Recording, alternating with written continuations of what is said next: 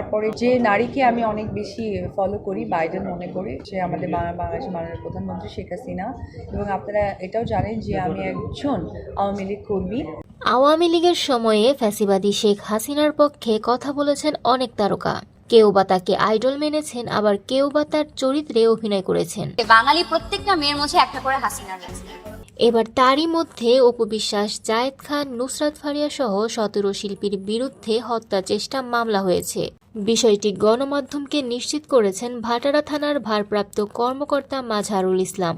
2024 সালে বৈষম্য বিরোধী আন্দোলন চলাকালে রাজধানী ঢাকার ভাটার থানাধীন এলাকায় হওয়া এক হত্যা চেষ্টা মামলায় এসব অভিনয় শিল্পীদের আসামি করা হয়েছে।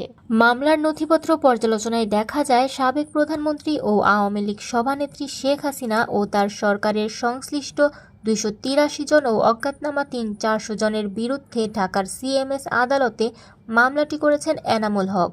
মামলায় বৈষম্য বিরোধী আন্দোলনের বিপক্ষে অবস্থান নিয়ে আওয়ামী লীগের অর্থ যোগানদাতা হিসেবে টলিউড নায়িকা নুসরাত ফারিয়াকে আসামি করা হয়েছে।